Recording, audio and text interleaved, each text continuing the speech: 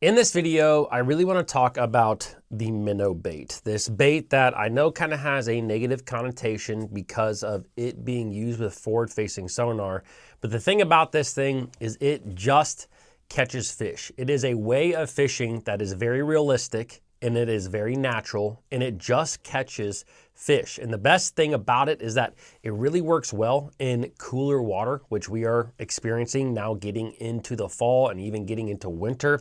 And this is a really big deal. So in this video, I really want to talk about just one simple thing that I have realized when fishing a minnow that seems to trigger a ton of fish. And you can do this whether you are using it with forward-facing sonar or if you are just fishing it blindly, casting it out there and fishing it almost like a finesse swim bait. So in this video, we're going to talk about this one simple thing that you can do. I'm telling you, I feel like I catch every single bass this way with this bait nowadays. Now, before we get into it, I got to let you guys know that right now over at Fin Fishing, everything is 20% off. And also right now through the end of the year, I'm running a contest. So basically for every dollar that is spent over at Fin Fishing, you get an entry into this contest. You can also sign up for free and get an entry by signing up for the newsletter. But there's a couple of big prizes associated with this contest. I'm going to give away 10 big prizes. I know what 4 of them are. So I'm going to give away this draw right here. This is a $49 glide bait. I'm going to give away a $160 Team Arc G5 reel. I'm also going to be giving away what I think is going to be the grand prize, which is a Humminbird Solix 12 unit, over $2,000 retail price. And I just decided this today. I am actually going to give away a lake break fishing video. And what I mean by that is that I'm going to select someone who buys something from Fin Fishing. I'm going to come to your lake and I'm actually going to do a lake break with you out on your lake. So I just think it's something that's cool. I am willing to travel pretty much anywhere in the country and I'm going to select this at random, obviously. So it'll be really interesting. I'm really pumped about it. But anyways, all the links for Fin Fishing are down below. Right now is a great time to buy for next year if you want to get a good price on, things like a USA made sun shirt. All right, let's talk a little bit about the minnow. Now, real quick, like I have said in videos in the past, and like I kind of mentioned in the front, I want you guys to know that this is not just a forward-facing sonar bait. I know that many of you may have seen the video I put out just last year of me fishing this in a pond. And it was literally the only way that I could catch a bass that day. Like I had several of kind of my favorite cold water techniques, like a small lipless crankbait, a jerk bait. There was a number of things that I had fished. This was the only thing I could get bit on. And when you're fishing it from the bank, you're obviously not using it with forward-facing sonar. And so it is a great technique that is so subtle and it works in like extreme cold water. Like I was fishing it, I actually brought a little thermometer that day with me when I was bank fishing. The water temp at the surface was 41 degrees. So it works really, really well in a lot of different situations out there. But there's one thing that over the last probably 2 years, I have fished a minnow style bait a lot just because it is what you need to do a lot of times if you are a tournament fisherman in some of these big tournaments.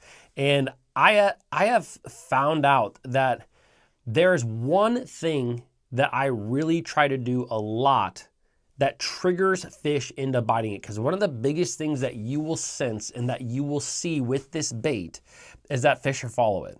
Just like a jerk bait, just like a glide bait, just like a lot of our other lures, bass will follow this thing. And it's one of the most irritating things that you will ever experience in fishing is a bass that is following this bait. Now, real quickly, I'm going to talk about how you look at this with forward-facing sonar, and then I'm going to move over to the bank angler and talk about how the bank angler can also apply this when they're fishing it. So the big thing with this is that a lot of times bass, you will see them, if you're looking at your forward-facing sonar and you see a bass, what they a lot of times do is going to turn on this bait. And what I have found is that when they actually make that turn, you will literally see them turn in the water column, that it is really in your best interest to start speeding that bait up a little bit. What you really need to do is gauge what that fish's reaction is to you slightly speeding up the return, the way that you bring this bait in. So you cast that bait out, you let it fall. As it's falling, as it's coming across the fish, as soon as they start to kind of rise up on the bait and turn on the bait, just start speeding up your retrieve slightly. If that fish really engages quickly with that bait, start speeding it up a little bit more. And what I have found is that a lot of fish at times want this thing pretty fast going away from them.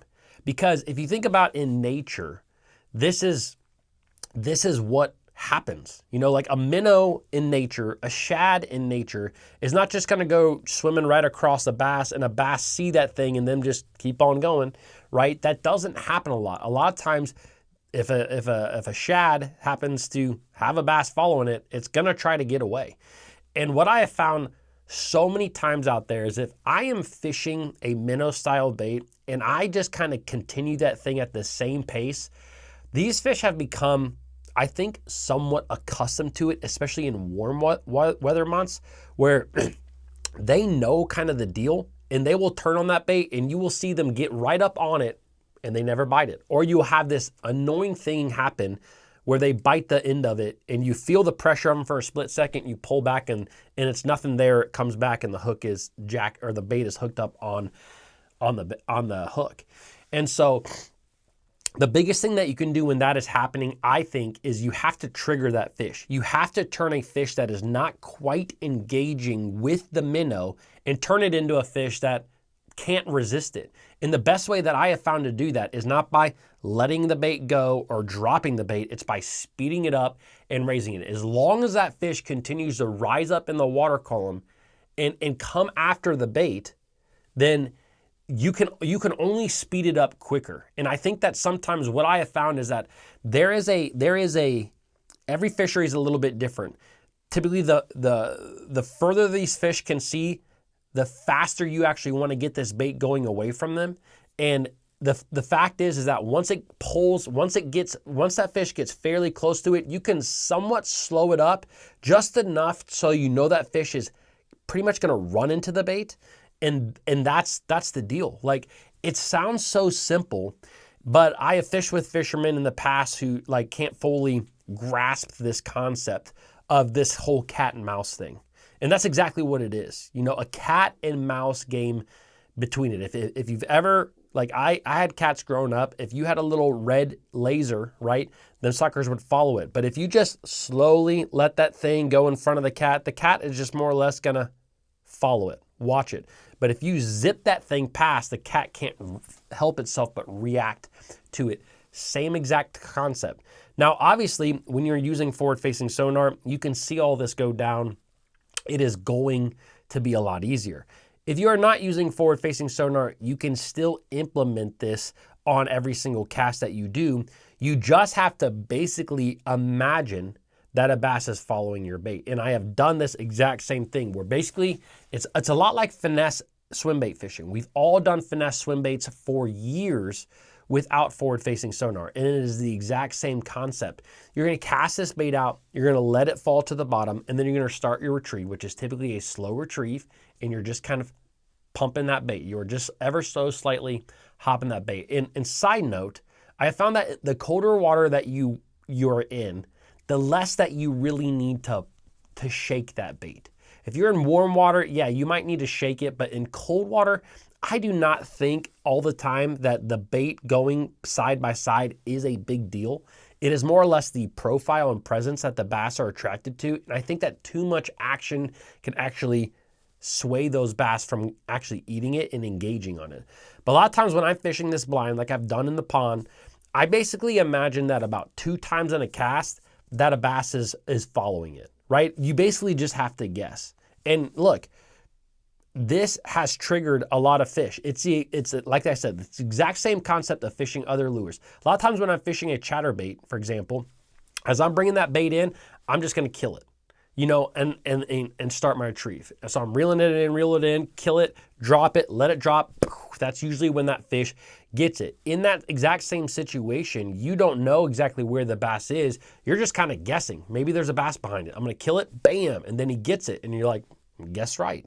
same exact thing. So a lot of times when I fish this bait, cast it out, reel it in, work that bait at that steady retrieve, and then all of a sudden, again, in my mind, I'm just gonna act like, hey, there's a bass on it. So I'm just gonna slowly speed that up, slowly speed it up, slowly speed it up. And then if a fish doesn't hit it, I let it drop back down to the bottom, start the retriever again. And you can do this 2 or 3 times in a cast. Usually it's about 2 times that I will do it in a cast. Okay, and so when you fish it over the course of a day and you're fishing it like that, you will start to realize when the bass are going to hit it. You know, for me, when I fished in that pond on that day using that technique, the biggest thing that I found is that the position of the bass was, they were sitting kind of like, if you think of a pond, the pond kind of had a gradual slope and then it kind of flattened out.